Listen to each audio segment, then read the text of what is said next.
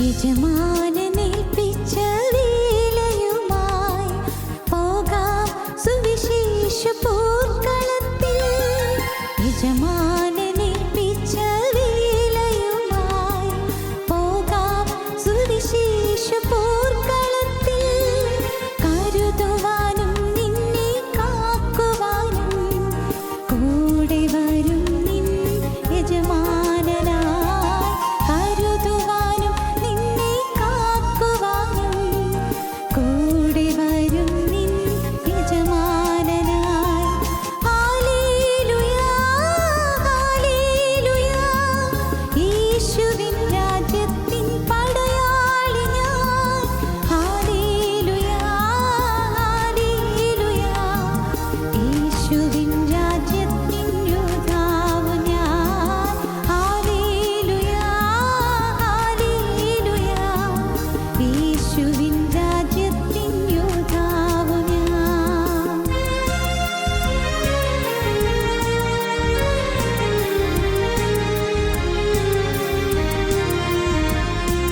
പാടങ്ങൾ നന്നായി വിളഞ്ഞുവല്ലോ നാഥ, കൊയ്തെടുക്കാം നിൻ ആത്മാക്കളെ. പാടങ്ങൾ നന്നായി വിളഞ്ഞുവല്ലോ നാഥ, കൊയ്തെടുക്കാം നിൻ ആത്മാക്കളെ. പിടിച്ചെടുക്കാം ദേശം അവകാശമായി, സാത്താന്റെ കോട്ടകൾ തകർന്നിടട്ടെ. പിടിച്ചെടുക്കാം ദേശം അവകാശമായി, സാത്താന്റെ കോട്ടകൾ തകർന്നിടട്ടെ. ഹല്ലേലൂയ ഹല്ലേലൂയ, യേശുവിൻ രാജ്യത്തിൻ പടയാളി ഞാൻ. ഹല്ലേലൂയ ഹല്ലേലൂയ, യേശുവിൻ രാജ്യത്തിൻ യോദ്ധാവ് ഞാൻ. ഹല്ലേലൂയ ഹല്ലേലൂയ, യേശുവിൻ രാജ്യത്തിൻ യോദ്ധാവ് ഞാൻ.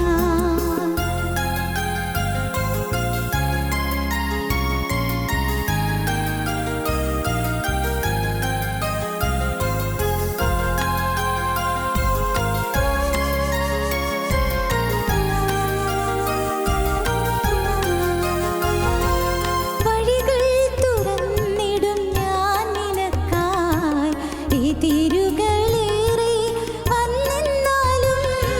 വഴികൾ തുറന്നിടും ഞാൻ നിനക്കായി, എതിരുകളേറെ വന്നെന്നാലും. ഞാൻ തുറന്നാൽ ആരും അടയ്ക്കുകയില്ല, കൂടെ വരും നിൻ യജമാനനായി. ഞാൻ തുറന്നാൽ ആരും അടയ്ക്കുകയില്ല, കൂടെ വരും നിൻ യജമാനനായി. ഹല്ലേലൂയ ഹല്ലേലൂയ, യേശുവിൻ രാജ്യത്തിൻ പടയാളി ഞാൻ.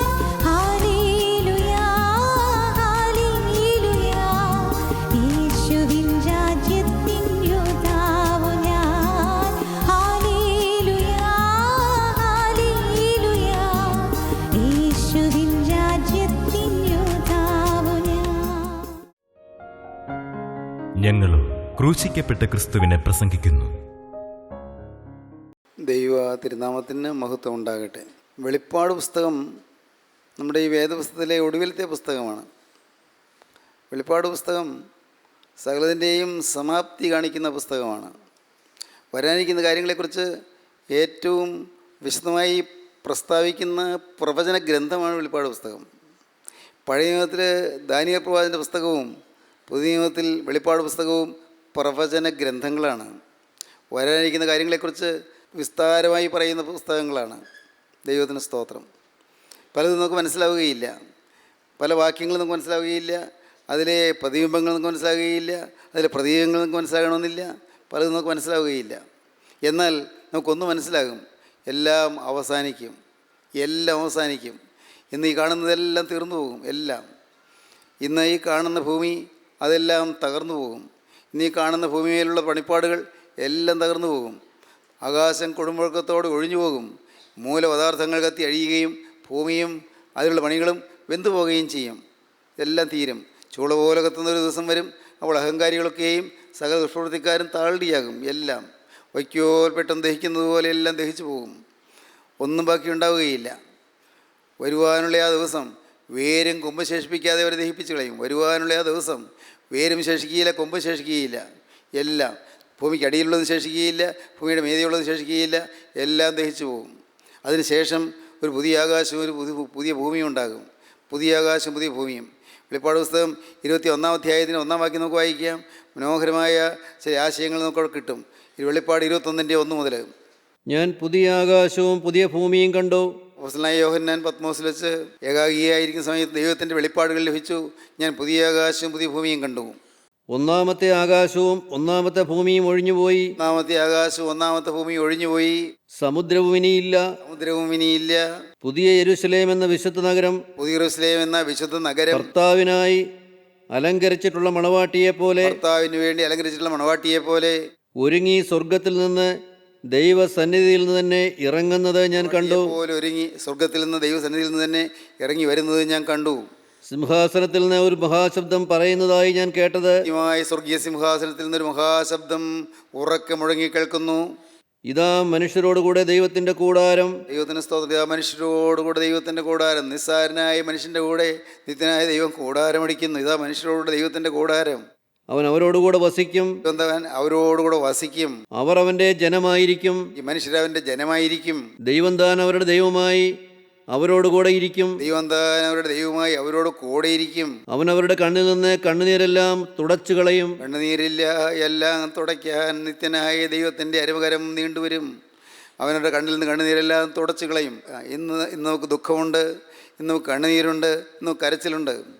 ആരുണ്ട് ദുഃഖിക്കാത്തവർ? ഓരോരുത്തരും വിങ്ങി വിരുമ്പി കഴിയുകയല്ലേ, ഓരോരുത്തരും വേദനിച്ച് കഴിയുകയല്ലേ, പ്രശ്നങ്ങളുടെ ആ വലിയ നീർച്ചുഴിയിൽപ്പെട്ട് പലരും കറങ്ങുകയല്ലേ. ഒരു സമാധാനം ആർക്കാണുള്ളത്? ഏത് വീട്ടിലാണ് സമാധാനമുള്ളത്? എല്ലാം ഉണ്ടെന്ന് തോന്നും, പക്ഷേ സമാധാനം മാത്രമില്ല. എല്ലാം ഉണ്ട്, വലിയ വരുമാനമുണ്ട്, ആരോഗ്യമുണ്ട്, നല്ല വീടുണ്ട്, നല്ല ഭാര്യയുണ്ട്, അല്ലെങ്കിൽ നല്ല ഭർത്താവുണ്ട്, നല്ല മക്കളുണ്ട്. പിന്നെ എന്തിനാ കുഴപ്പം? മറ്റുള്ളവർ നോക്കുമ്പോൾ ഒന്നിനും കുഴപ്പമില്ല. ഇക്കരെ നിൽക്കുമ്പോൾ അക്കരെ പച്ച. മറ്റുള്ളവർ നോക്കുമ്പോൾ കുഴപ്പമൊന്നുമില്ല. ദൈവത്തിന് സ്തോത്രം. പക്ഷേ ആ വീട്ടിലോ അവിടെ അകം നീറുകയാണ്, അകം വിങ്ങുകയാണ്. അവിടെ പരസ്പര സ്നേഹമില്ല, പരസ്പര ഐക്യമില്ല, പരസ്പരം സംശയമാണ്. പലതരത്തിലുള്ളതായ പ്രയാസങ്ങൾ ആ വീട്ടിൽ. ദൈവത്തിന് സ്തോത്രം. പൈസയ്ക്കുള്ള പഞ്ഞമില്ല, കടമില്ല. അവർക്ക് ആരോഗ്യത്തിന് പഞ്ഞമില്ല, നല്ല ആരോഗ്യമുണ്ട്, നല്ല ആരോഗ്യപ്രാപ്തിയുണ്ട്. പിന്നെ എന്തിനാ പഞ്ഞം? സമാധാനത്തിന് പഞ്ഞം. സമാധാനമില്ല, സ്നേഹമില്ല. സ്നേഹത്തിനും സമാധാനത്തിനും പഞ്ഞമുള്ള വീടുകൾ, സ്നേഹത്തിന് സമാധാനത്തിന് ക്ഷാമമുള്ള വീടുകൾ അല്ലേ? അനേകം വീടുകൾ അങ്ങനെയാണ്. ഭാഗ്യവശാൽ ക്രിസ്തു ഉള്ള വീടുകളിൽ അവിടെ സമാധാനമുണ്ട്, അവിടെ സ്നേഹമുണ്ട്. ക്രിസ്തു ഉള്ള വീടുകൾ, ക്രിസ്തു വസിക്കുന്ന ഭവനങ്ങൾ. പ്രിയപ്പെട്ടവർ, എന്തൊരു മഹാഭാഗ്യമാണത്. ഇതെത്രയോ വീടുകളിൽ പലരും ആത്മഹത്യയെക്കുറിച്ച് ചിന്തിക്കുന്നു. ആത്മഹത്യ. എന്തിനാ ആത്മഹത്യ? അറിയാൻ പാടില്ല. എങ്ങനെയാണ് ആത്മഹത്യ? അറിയാൻ പാടില്ല. ആത്മഹത്യ ചെയ്യേണ്ടത് എങ്ങനെയാണ്? അതറിയാൻ പാടില്ല. മരിക്കണം എന്നുള്ള ചിന്ത. ഏതോ ഒരു ഡിപ്രഷന് അടിമപ്പെട്ട്, ഏതോ ഒരു നിരാശയ്ക്ക് അടിമപ്പെട്ട് അങ്ങനെ മനുഷ്യൻ മരിക്കാൻ ഒരുപ്പെടുന്നു. മരിച്ചാൽ മതി എന്നുള്ള ചിന്ത. ജീവിക്കാനുള്ള ആശ പോകുന്നു. പല നിരാശാകരമായ കാര്യങ്ങളൊന്നും ജീവിക്കാനുള്ള ആശ പോകുന്നു. ദൈവത്തിന് സ്തോത്രം. പ്രിയപ്പെട്ടവരെ, ഇന്ന് മനുഷ്യൻ വിഷമിച്ച് വലയുകയാണ്, മനുഷ്യൻ ഭാരപ്പെട്ട് ഉഴലുകയാണ്. ദൈവത്തിന് സ്തോത്രം. അനേകം ഭവനങ്ങൾ ഇന്ന് നരകമാണ്, നരകമായ ഭവനം. എൻ്റെ കർത്താവിന് സ്തോത്രം. എൻ്റെ പ്രിയ സഹോദരങ്ങളോട് ഞാനൊരു വാക്ക് പറയട്ടെ. നരകമായ ഭവനം സ്വർഗമാക്കാനാണ് കർത്താവായ യേശു ക്രിസ്തു ഭൂമിയിലേക്ക് വന്നത്. ദൈവത്തിന് സ്തോത്രം. നരകമായ നമ്മുടെ ഭവനങ്ങളെ സ്വർഗമാക്കി തീർക്കാൻ, അവിടെ സ്നേഹമില്ലാത്ത നമ്മുടെ ഭവനങ്ങളിൽ സ്നേഹം പകരാൻ, അതിനാണ് യേശു ക്രിസ്തു ഈ ഭൂമിയിലേക്ക് എഴുന്നള്ളി വന്നത്. നിങ്ങൾക്കറിയാമല്ലോ, 1969 തോന്നുന്നു, നീൽ ആംസ്ട്രോങ് ചന്ദ്രനിൽ ചെന്ന് കാലുകുത്തി. പ്രൈസ് ദ ലോർഡ് എന്ന് പറഞ്ഞു, ദൈവത്തിന് സ്തുതി എന്ന് പറഞ്ഞു. അതിനു മുൻപ് ബഹിരാകാശ സഞ്ചാരിയായ ഗഗാറിൻ, അദ്ദേഹം റഷ്യൻ ബഹിരാകാശ സഞ്ചാരിയായ ഗഗാറിൻ, അദ്ദേഹം അന്ന് 34 വയസ്സോ മറ്റോ ഉള്ളൂ. അന്ന് അദ്ദേഹം ലോകം മുഴുവൻ ബഹിരാകാശത്തു കൂടി വലയം ചെയ്ത് അദ്ദേഹം തിരിച്ചു വന്നു. അദ്ദേഹം അല്പം പരിഹാസത്തിൽ പറഞ്ഞു, ഞാൻ അവിടെയൊക്കെ നോക്കി ഒരു ദൈവത്തെ കണ്ടില്ല എന്ന്. കളിയാക്കി പറഞ്ഞതാണ്, പരിഹസിച്ച് പറഞ്ഞതാണ്. ദൈവത്തിന് സ്തോത്രം. അധികം നാൾ അദ്ദേഹം ജീവിച്ചിരുന്നില്ല. അദ്ദേഹം മാരകമായ ഒരു വലിയ ആക്സിഡൻറ്റ് ഗഗാറിൻ കടന്നുപോയി. ദൈവത്തിന് സ്തോത്രം. നീൽ ആംസ്ട്രോങ് അദ്ദേഹം ദൈവഭക്തനായിട്ട് അവിടെ ചെന്നു കാലുകുത്തി. പിന്നീട് 1971 ഇർവിൻ അവിടെ ചെന്നത്. ഇർവിൻ അവിടെ ചെന്നു. അദ്ദേഹം അവിടെ കാലുകുത്തി. ചന്ദ്രനിലൂടെ അദ്ദേഹം നടന്നു. അദ്ദേഹം വേദപുസ്തകം വിടർത്തി, 8-ാമത്തെ സങ്കീർത്തനം വിടർത്തി അദ്ദേഹം വായിച്ചു. 8-ാം സങ്കീർത്തനം വേദപുസ്തകം കൊണ്ടുപോയിരുന്നു. ചന്ദ്രനിലേക്ക് വേദപുസ്തകം കൊണ്ടുപോയിരുന്നു. 8-ാം സങ്കീർത്തനം എടുത്ത് വിടർത്തി വായിക്കൂ. 8-ാം സങ്കീർത്തനം. ഞങ്ങളുടെ കർത്താവായ യഹോവേ, നിന്റെ നാമം ഭൂമിയിലൊക്കെയും എത്ര ശ്രേഷ്ഠമായിരിക്കുന്നു. നീ ആകാശത്തിൽ നിന്റെ തേജസ് വച്ചിരിക്കുന്നു. നിന്റെ വൈരികൾ നിമിത്തം ശത്രുവിനെയും പകയിനെയും മിണ്ടതാക്കുവാൻ തന്നെ നീ ശിശുക്കളുടെയും മുല കുടിക്കുന്നവരുടെയും വായിൽ നിന്ന് ബലം നിയമിച്ചിരിക്കുന്നു. നിന്റെ വിരലുകളുടെ പണിയായ ആകാശത്തെയും നീ ഉണ്ടാക്കിയ ചന്ദ്രനെയും നക്ഷത്രങ്ങളെയും നോക്കുമ്പോൾ മർത്യനെ നീ ഓർക്കേണ്ടതിന് അവനെന്ത്? മനുഷ്യനെ നീ ഓർക്കേണ്ടതിന് അവനെന്ത്? മനുഷ്യപുത്രനെ സന്ദർശിക്കേണ്ടതിന് അവൻ എന്തുമാത്രം? ദൈവത്തിന് സ്തോത്രം. നീ ഉണ്ടാക്കിയ അതിൻ്റെ വിരലുകളുടെ പണിയായ ആകാശത്തെയും നീ ഉണ്ടാക്കിയ ചന്ദ്രനെയും നക്ഷത്രങ്ങളെയും നോക്കുമ്പോൾ മർത്യനെ നീ ഓർക്കേണ്ടതിന് അവനെന്ത്? ഇർവിൻ ഇത് വായിച്ചു. എന്നിട്ട് ഇർവിൻ തിരിച്ചു വന്നു. അദ്ദേഹം വന്ന് പറഞ്ഞു, അദ്ദേഹത്തിൻ്റെ സുഹൃത്തുക്കളെല്ലാം അടങ്ങിയിരിക്കുന്ന വലിയൊരു സമൂഹത്തിൽ അത് നിന്നുകൊണ്ട് പ്രസംഗിച്ചു. അദ്ദേഹം പറഞ്ഞു, ഞാൻ ചന്ദ്രനിൽ പോയിട്ട് മടങ്ങി വന്നിരിക്കുകയാണല്ലോ. നിങ്ങളെല്ലാവരും ആവേശം കൊണ്ട് എന്നെ യാത്ര അയച്ചു. ഞാൻ തിരികെ വന്നു. എല്ലാം ദൈവത്തിൻ്റെ കരുണ. അദ്ദേഹം പറയുകയാണ്, ഞാനവിടെ വേദപുസ്തകം തുറന്നു, ഹോളി ബൈബിൾ തുറന്നു, വിശുദ്ധ വേദപുസ്തകം തുറന്നു. ഞാൻ 8-ാം സങ്കീർത്തനം വായിച്ചു. അതിനുശേഷം അദ്ദേഹം പറഞ്ഞത് എങ്ങനെയാണ്? നിങ്ങൾക്ക് ഇതൊരു അത്ഭുതമാണ്, ചന്ദ്രനിലേക്ക് പോയി എന്ന്, ചന്ദ്രനിൽ കാലുകുത്തി നടന്നു എന്ന് അത്ഭുതമാണ്. പക്ഷേ അതിലും വലിയൊരു അത്ഭുതമുണ്ട്. നിത്യനായ ദൈവം സ്വർഗത്തിൽ നിന്ന് ഭൂമിയിലേക്ക് എഴുന്നള്ളി വന്ന് ഈ ഭൂമിയിലൂടെ സഞ്ചരിച്ചു എന്നുള്ളതാണ് ഏറ്റവും വലിയ അത്ഭുതം. ഹല്ലേലൂയ, ദൈവത്തിന് സ്തോത്രം. നിത്യനായ ദൈവം സ്വർഗത്തിൽ നിന്ന് ഭൂമിയിലേക്ക് ഇറങ്ങി വന്ന് മനുഷ്യരുടെ ഇടയിലൂടെ സഞ്ചരിച്ചു എന്നുള്ളതാണ് ഏറ്റവും വലിയ അത്ഭുതം. ഞാൻ ചന്ദ്രനിലൂടെ നടന്നു എന്നുള്ളതല്ല. നിത്യനായ ദൈവം ചരിത്രത്തിൻ്റെ ഒത്ത മധ്യത്തിൽ, കാലത്തിൻ്റെ ഒത്ത മധ്യത്തിൽ, ദൈവത്തിന് സ്തോത്രം, ചക്രവാളത്തിൻ്റെ ഒത്ത മധ്യത്തിൽ, ഈ പ്രകൃതിയുടെ ഒത്ത മധ്യത്തിൽ, ആകാശത്തിനും ഭൂമിക്കും മധ്യത്തിൽ, 2 കൊലയാളികളുടെ മധ്യത്തിൽ അവിടെ നിന്ന് ഈ ഭൂമിയിൽ നിന്ന് ക്രൂശിൽ മരിച്ചു എന്നുള്ളതാണ് ഏറ്റവും വലിയ അത്ഭുതം. ഹല്ലേലൂയ, ദൈവത്തിന് സ്തോത്രം. സ്നേഹിതരെ, ഏറ്റവും വലിയ അത്ഭുതം നടന്നിരിക്കുന്നു. കർത്താവിൻ്റെ കൃപ. പുതിയ ആകാശഭൂമിയും വരാനിരിക്കുന്നു. പുതിയ ആകാശഭൂമിയും. ദൈവത്തിന് സ്തോത്രം. ഈ വേദപുസ്തകത്തിൽ, വെളിപ്പാട് പുസ്തകത്തിൻ്റെ 1-ാം അധ്യായത്തിലും അവസാന അധ്യായം 22-ാം അധ്യായത്തിലും ഏതാണ്ട് ഒരേ ആശയമുള്ള ഒരു വാക്യം വരുന്നുണ്ട്. അത് ഭാഗ്യവാൻ തന്നെയാണ്. ഭാഗ്യവാൻ എങ്ങനെയാണ്? ഒരേ ആശയമുള്ള 2 വാക്യങ്ങൾ. വെളിപ്പാട് 1-ാം അധ്യായം 3-ാം വാക്യം വായിക്കാം. ഈ പ്രവചനത്തിൻ്റെ വാക്കുകളെ വായിച്ച് കേൾപ്പിക്കുന്നവനും കേൾക്കുന്നവരും അതിലെഴുതിയിരിക്കുന്നത് പ്രമാണിക്കുന്നവരും ഭാഗ്യവാന്മാർ. ദൈവത്തിന് സ്തോത്രം. ഇനി 22-ാം അധ്യായം 7-ാം വാക്യം. ഇതാ ഞാൻ വേഗത്തിൽ വരുന്നു, ഈ പുസ്തകത്തിലെ പ്രവചനം പ്രമാണിക്കുന്നവൻ ഭാഗ്യവാൻ എന്ന് പറഞ്ഞു. ദൈവത്തിന് സ്തോത്രം. ഈ പുസ്തകത്തിലെ പ്രമാണങ്ങൾ പാലിക്കുന്നവൻ ഭാഗ്യവാൻ. എന്നാൽ ആദ്യം പറഞ്ഞത് എന്താണ്? ഈ പ്രവചനത്തിൻ്റെ വാക്കുകളെ വായിച്ച് കേൾപ്പിക്കുന്നവനും കേൾക്കുന്നവരും അതിലെഴുതിയിരിക്കുന്നത് പ്രമാണിക്കുന്നവരും ഭാഗ്യവാന്മാർ. സമയമെടുത്തിരിക്കുന്നു. ഈ വചനം വായിച്ച് കേൾപ്പിക്കണം. അനേകരെ കേൾപ്പിക്കണം. അനേകരെ കേൾക്കട്ടെ. അനേകർ ഈ വചനം കേൾക്കട്ടെ. ഈ പ്രവചന പുസ്തകത്തിലെ വാക്കുകളെ, ഈ പ്രവചനത്തിൻ്റെ വാക്കുകളെ വായിച്ച് കേൾപ്പിക്കുന്നവനും കേൾക്കുന്നവരും അതിൽ എഴുതിയിരിക്കുന്നത് പ്രമാണിക്കുന്നവരും ഭാഗ്യവാന്മാർ. സമയമെടുത്തിരിക്കുന്നു. വായിച്ച് കേൾപ്പിക്കുന്നവൻ ഏകവചനമാണ്, വായിച്ച് കേൾപ്പിക്കുന്നവൻ. പക്ഷേ കേൾക്കുന്നവരും പ്രമാണിക്കുന്നവരും ബഹുവചനമാണ്. ഒരാൾ വായിച്ച് കേൾപ്പിക്കുന്നു, അനേകർ കേൾക്കുന്നു, അനേകർ വചനം പ്രമാണിക്കുന്നു. സ്തോത്രം, ദൈവത്തിന് സ്തോത്രം. ഒരാൾ വചനം വായിച്ച് കേൾപ്പിക്കുന്നു. ഇന്ന് അത് തന്നെയല്ലേ നടന്നുകൊണ്ടിരിക്കുന്നത്? വചനം വായിക്കുന്നു, വചനം വായിച്ച് കേൾപ്പിക്കുന്നു. സ്തോത്രം. പ്രിയപ്പെട്ടവരെ, അതൊരു ഭാഗ്യമാണ്, അതൊരു വലിയ പദവിയാണ്. അനേകരെ വിലമതിക്കുന്നില്ല. പലർക്കും ഈ ദൈവത്തിൻ്റെ വേല ചെയ്യുക എന്നുള്ളത് അതൊരു താണ കാര്യമായിട്ടാണ് കരുതുന്നത്, ഒരു മോശമായിട്ടാണ് കരുതുന്നത്. ദൈവത്തിന് സ്തോത്രം. പ്രിയപ്പെട്ടവരെ, ഭാഗ്യവശാൽ എനിക്ക് ഈ ബൈബിൾ എന്നും ഒരു വലിയ ആവേശമായിരുന്നു. ബൈബിൾ ഒരിക്കലും എനിക്ക് ഒരു പ്രയാസം തോന്നിയിട്ടില്ല. ആരുടെ മുമ്പിൽ ഈ ബൈബിൾ കയ്യിൽ പിടിച്ചുകൊണ്ട് നടക്കാൻ എനിക്കൊരു നാണവും തോന്നിയിട്ടില്ല. കർത്താവിന് സ്തോത്രം. കാരണം എന്നെ ഉയർത്തിയത് ഈ ബൈബിളാണ്, അഥവാ വചനമാണ്. എനിക്ക് ആശ തന്നത് ഈ ബൈബിളാണ്. എനിക്ക് പ്രതീക്ഷ തന്നത് ഈ ബൈബിളാണ്. എനിക്ക് മുന്നോട്ടുള്ള ഗതി തന്നത് ഈ ബൈബിളാണ്. എനിക്ക് ഉദ്ധാരണം തന്നത് ഈ ബൈബിളാണ്. ദൈവത്തിന് സ്തോത്രം. ഈ വേദപുസ്തക വചനങ്ങളാണ് എനിക്ക് പ്രതീക്ഷകൾ നൽകിയത്, എനിക്ക് പ്രത്യാശ നൽകിയത്, എനിക്ക് വിശ്വാസം നൽകിയത്. ഈ വചനം ദൈവത്തിന് സ്തോത്രം. എന്നെ മാറ്റിയെടുത്തത് ഈ വചനമാണ്. എനിക്ക് ഒരു മാറ്റം തന്നത് ഈ വചനമാണ്. എനിക്ക് ജീവിതത്തിൻ്റെ ആ നരകയാതനകൾ മാറ്റി തന്നത് ഈ വചനമാണ്. ജീവിതത്തിലെ കേടുകളും നിരാശകളും മാറ്റി തന്നത് ഈ വചനമാണ്. നിരാശ കൊണ്ടിരുന്ന എൻ്റെ ജീവിതത്തിലേക്ക് ഈ വചനം കടന്നു വന്നപ്പോഴാണ് ഞാൻ പ്രത്യാശയുള്ളവനായി മാറിയത്. ദൈവത്തിന് സ്തോത്രം. ജീവിതത്തിൽ പ്രത്യാശയുണ്ടായി. ഞാൻ നിരാശനായിരുന്നു, നിങ്ങൾക്കറിയാമല്ലോ. ഞാൻ വളരെ നിരാശനായിരുന്നു, ഞാൻ ദുഃഖിതനായിരുന്നു, ഞാൻ അനാഥനായിരുന്നു, ഞാൻ വലഞ്ഞുപോയവനായിരുന്നു, ഞാൻ വശം കെട്ടവനായിരുന്നു. ദൈവത്തിന് സ്തോത്രം. ആരോരുമില്ലാത്തതിനെ പോലെ ഒരു അഗതിയെപ്പോലെ മനസ്സ് വെങ്ങിക്കഴിഞ്ഞവനായിരുന്നു.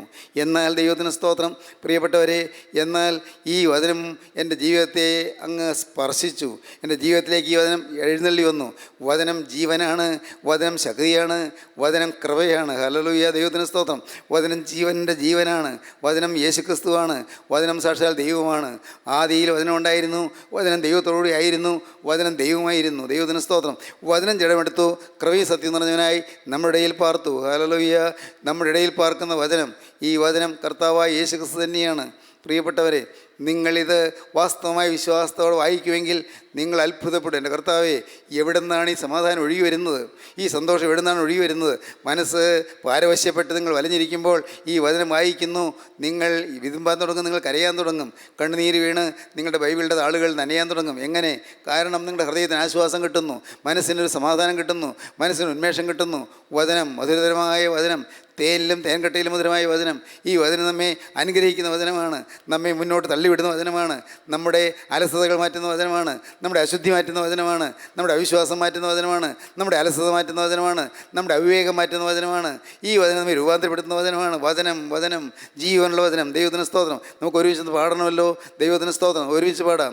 മധുരം മധുരം മനോഹരം തേനിലും മധുരം തിരുവചനം.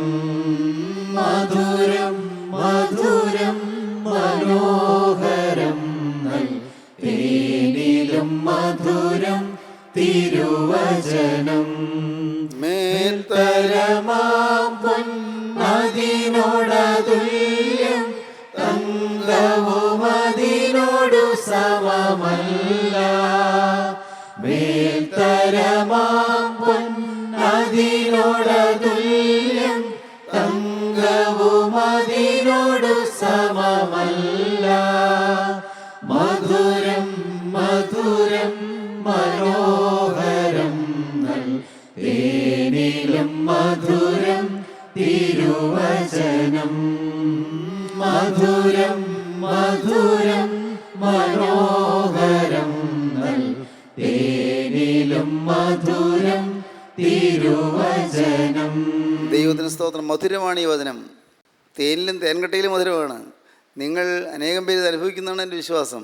വചനം വായിച്ച് നിങ്ങൾ ധൈര്യപ്പെടുത്തുന്നുണ്ട്, വചനം വായിച്ച് നിങ്ങൾക്ക് ശക്തി കിട്ടുന്നുണ്ട്, നിങ്ങൾ വചനം വായിച്ച് നിങ്ങളുടെ വഴികൾ തെളിഞ്ഞു കിട്ടുന്നുണ്ട്, അടഞ്ഞുപോയ വാതിലുകൾ തുറന്ന് കിട്ടുന്നുണ്ട്, നിങ്ങളുടെ ജീവിതത്തിലെ നിരാശാകരമായ സാഹചര്യങ്ങൾ മാറിക്കിട്ടുന്നുണ്ട്, നിങ്ങൾക്ക് മുന്നോട്ട് ഗതി കിട്ടുന്നുണ്ട്. ദൈവത്തിന് സ്തോത്രം. പ്രിയപ്പെട്ടവരെ, മുന്നോട്ട് ഗതി കിട്ടുന്നു, ജീവിക്കാൻ ആശ കിട്ടുന്നു, ജീവിക്കാൻ പ്രതീക്ഷ കിട്ടുന്നു, ജീവിക്കാൻ ബലം കിട്ടുന്നു, ജീവിക്കാൻ ശക്തി കിട്ടുന്നു. ദൈവത്തിന് സ്തോത്രം. വചനം നമ്മെ അനുഗ്രഹിക്കുന്നതാണ്. ഒരിക്കൽ ഒരു സ്ത്രീ തെരുവ് അടിച്ചുകൊണ്ടിരിക്കുകയായിരുന്നു. അവളുടെ വീടിൻ്റെ മുൻപിലുള്ള തെരുവ്, ഷിക്കാഗോയിലാണ്, അമേരിക്കയിൽ.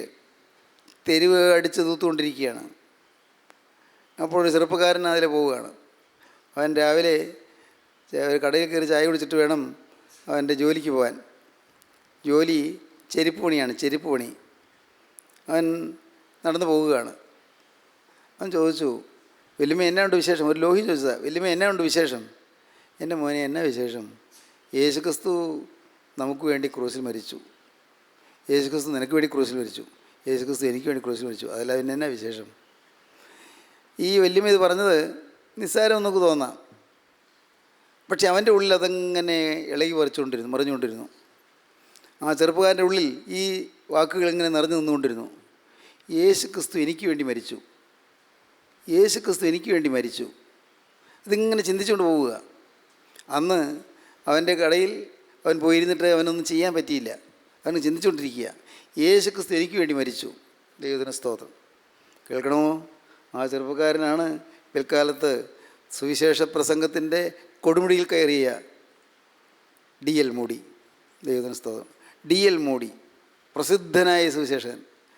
ഒരു പാവപ്പെട്ട വൃദ്ധസ്ത്രീ, മുറ്റമടിക്കുന്നത് പോലെ തെരുവടിക്കുന്നൊരു സ്ത്രീ, തെരുവ് തൂത്തുവാരുന്നൊരു സ്ത്രീ. ആ സ്ത്രീ പറഞ്ഞ ഒറ്റ വാക്ക്, യേശുക്രിസ്തു നിനക്ക് വേണ്ടി മരിച്ചു, എനിക്ക് വേണ്ടിയും മരിച്ചു, പിന്നെ വേറെ എന്നാ മോനെ വിശേഷം? നിസ്സാരം തോന്നാം, പക്ഷേ ആ വാക്ക് ഹൃദയത്തിൽ തറഞ്ഞു. നാം ദൈവത്തിൻ്റെ വചനത്തെ ആസ്പദമാക്കി പറയുന്ന വാക്കുകൾ ചിലരെ ജീവിപ്പിക്കും, ചിലർക്ക് ചൈതന്യം കൊടുക്കും, ദൈവത്തിന് സ്തോത്രം. ചിലർക്ക് പുനരുദ്ധാരണം കൊടുക്കും, ചിലർക്ക് ഉത്സാഹം കൊടുക്കും, ദൈവത്തിന് സ്തോത്രം. പരീക്ഷ തോറ്റു നിരാശപ്പെട്ടിരിക്കുന്ന ഒരു കുട്ടി നിരാശപ്പെട്ട് വിഷമിച്ചിരിക്കുകയാണ്. പരീക്ഷ പിന്നെയും തോറ്റു, എൻ്റെ ദൈവമേ ഞാൻ തോറ്റുപോയല്ലോ, മനസ്സ് ഉഷ്ണിച്ചിരിക്കുകയാണ്. ഞാൻ എങ്ങനെ ജീവിക്കും? മറ്റുള്ളവരുടെ മുഖത്ത് എങ്ങനെ നോക്കും? ആളുകളെല്ലാം എന്നെ കളിയാക്കുന്നു. ദൈവത്തിന് സ്തോത്രം. പ്രിയപ്പെട്ടവരെ, അവൻ വീട്ടിൽ വന്നു. അവൻ്റെ അപ്പനെ അഭിമുഖീകരിക്കാനൊരു പ്രയാസം. അപ്പൻ വഴക്ക് പറയുന്നതാണ് എൻ്റെ ചിന്ത. അമ്മയും മുഖത്ത് നോക്കാനൊരു പ്രയാസം, അമ്മ വഴക്ക് പറയും. ഇതൊക്കെയാണ് ചിന്ത.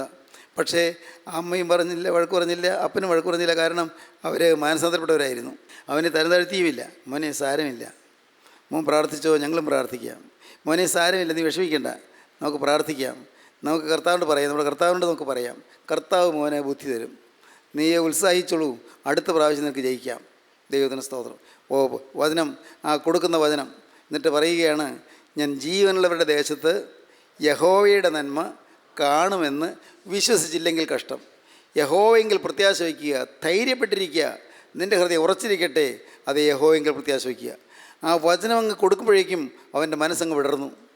പൂ വിടരുന്നത് പോലെ അവൻ്റെ മനസ്സങ്ങ് വിടർന്നു. സന്തോഷമായി, നല്ല ഉത്സാഹമായി. പ്രിയപ്പെട്ടവരെ, ഈ വചനം നമ്മെ പ്രോത്സാഹിപ്പിക്കും, വചനം നമ്മെ എൻകറേജ് ചെയ്യും, വചനം നമ്മെ എൻലൈറ്റൻ ചെയ്യും, നമുക്ക് പ്രകാശം തരും. വചനം നമ്മെ എംപവർ ചെയ്യും, നമുക്ക് ശക്തി തരും. വചനം നമ്മെ അനുഗ്രഹിക്കും, വചനം നമ്മെ ഉത്സാഹിപ്പിക്കും. വചനത്തിൻ്റെ ശക്തി എന്താണ് പറഞ്ഞത്?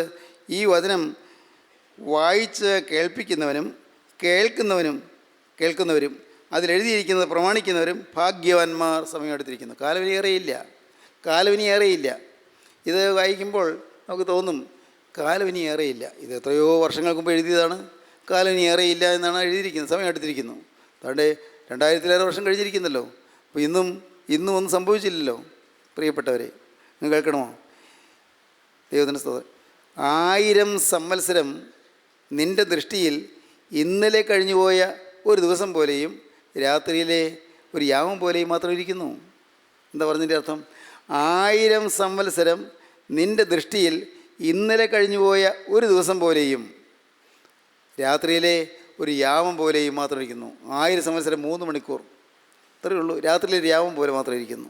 രാത്രിയിലെ ഒരു യാമം പോലെ മാത്രം. 90 സംഘത്തിന് വായിക്കുമ്പോൾ കാണാം, 1000 സംവത്സരം നിൻ്റെ ദൃഷ്ടിയിൽ ഇന്നലെ കഴിഞ്ഞു പോയൊരു ദിവസം പോലെയും രാത്രിയിലെ ഒരു യാമം പോലെയും മാത്രം ഇരിക്കുന്നു. സ്നേഹിതരെ, നമുക്ക് ഇന്ന് 1000 കൊല്ലം എന്ന് പറയുമ്പോൾ ഈ വലിയ നീണ്ട ഒരു കാലയളവാണ്. ഞാൻ നിങ്ങളോട് പറഞ്ഞിട്ടുണ്ടല്ലോ, ഇവിടെ ഇപ്പോൾ ഇരിക്കുന്ന ഇരിപ്പിൽ നിങ്ങൾ പോയിട്ടുള്ള സ്ഥലങ്ങളിലെല്ലാം പോകാം മനസ്സുകൊണ്ട്, അല്ലേ? പോകാം. നിങ്ങൾ ഡൽഹി പോയിട്ടുണ്ടോ? എങ്കിൽ നിങ്ങൾക്കിപ്പോൾ ഡൽഹിയിൽ അവിടെ നിങ്ങളുടെ മനസ്സുകൊണ്ട് പോകാം. നിങ്ങൾ അമേരിക്കയിൽ പോയിട്ടുണ്ടോ? ഇപ്പോൾ നിങ്ങൾക്ക് അമേരിക്കയിൽ നിങ്ങളുടെ മനസ്സുകൊണ്ട് അവിടെ പോകാം. അതിന് ദൂരപരിധിയില്ല. നിങ്ങൾ പലരും ദൂര സ്ഥലങ്ങൾ പരിചയമുള്ളവർക്ക് അവർക്കറിയാം നിങ്ങൾക്ക് എവിടെയെല്ലാം പോകണമോ മനസ്സുകൊണ്ട് അവിടെ പോകാം.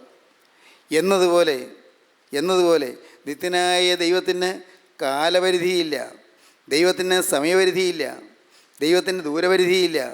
നിത്യനായ ദൈവം, നിത്യപരിശുദ്ധനായ ദൈവം, നിത്യ തേജോമയനായ ദൈവം, ദൈവത്തിന് കാലപരിധിയില്ല, ദൈവത്തിന് കാലപരിഗണനയില്ല. ദൈവത്തിന് സ്തോത്രം. നാം വായിക്കുന്നുണ്ട്, 1000 സംവത്സരത്തിൻ്റെ ദൃഷ്ടിയിൽ ഇന്നലെ കഴിഞ്ഞു പോയ ദിവസം പോലെയും രാത്രിയിൽ യാമം പോലെയും മാത്രം ഇരിക്കുന്നു. ചിലർ താമസം വിചാരിക്കുന്നത് പോലെ കർത്താവ് തൻ്റെ വാഗ്ദത്തം നിവർത്തിപ്പാൻ താമസിക്കുന്നില്ല. ആരും നശിച്ചു പോകാതെ എല്ലാവരും മാനസാന്തരപ്പെടുവാൻ അവൻ ഇച്ഛിച്ച് നിങ്ങളോട് ദീർഘക്ഷമ കാണിക്കുന്നതേ ഉള്ളൂ. കർത്താവിൻ്റെ ദിവസമോ കള്ളനെ പോലെ വരും. ദൈവത്തിന് സ്തോത്രം. കർത്താവിൻ്റെ ദിവസമോ കള്ളനെ പോലെ വരും. നമുക്ക് ആ ഭാഗം ഒന്ന് വായിക്കാം. പത്രോസിൻ്റെ 2-ാമത്തെ ലേഖനം 3-ാം അധ്യായം 2nd പാരഗ്രാഫ്. എന്നാൽ പ്രിയമുള്ളവരെ, കർത്താവിനെ ഒരു ദിവസം 1000 സംവത്സരം പോലെയും, ഒരു ദിവസം 1000 സംവത്സരം പോലെയും, 1000 സംവത്സരം ഒരു ദിവസം പോലെയും ഇരിക്കുന്നു എന്നീ കാര്യം നിങ്ങൾ മറക്കരുത്. 1000 സംവത്സരം ഒരു ദിവസം പോലെ ഇരിക്കുന്നു മാത്രം ഇരിക്കുന്നു, ഈ കാര്യം നിങ്ങൾ മറക്കരുത്. ചിലർ താമസമെന്ന് വിചാരിക്കുന്നത് പോലെ കർത്താവ് തൻ്റെ വാഗ്ദത്തം നിവർത്തിപ്പാൻ താമസിക്കുന്നില്ല. ചിലർ താമസം എന്ന് വിചാരിക്കുന്നത് പോലെ കർത്താവിൻ്റെ വരവിൻ്റെ ആ വാഗ്ദത്തം നിവർത്തിപ്പാൻ താമസിക്കുന്നില്ല. ആരും നശിച്ചു പോകാതെ ആരും നശിച്ചു പോകാതെ എല്ലാവരും മാനസാന്തരപ്പെടുവാൻ അവൻ ഇച്ഛിച്ച് നിങ്ങളോട് ദീർഘക്ഷമ കാണിക്കുന്നതേ ഉള്ളൂ. എല്ലാവരും മാനസാന്തരപ്പെടുവാൻ അവൻ ഇച്ഛിച്ച് നിങ്ങളോട് ദീർഘക്ഷമ കാണിക്കുന്നതേ ഉള്ളൂ. കർത്താവിൻ്റെ ദിവസമോ കള്ളനെ പോലെ വരും. കർത്താവിൻ്റെ ദിവസമോ എല്ലാവരും ചിന്തയില്ലാതെ കഴിയുമ്പോൾ, യാതൊരു ഓർമ്മയില്ലാതെ കഴിയുമ്പോൾ, വചനമെല്ലാം മറന്നു കഴിയുമ്പോൾ, അപ്പോഴാണ് നെനച്ചിരിയാ സമയത്ത് കർത്താവ് വരുന്നത്. കർത്താവിൻ്റെ ദിവസമോ കള്ളനെ പോലെ വരും. സമയം എടുത്തിരിക്കുന്നു. ദൈവത്തിന് സ്തോത്രം.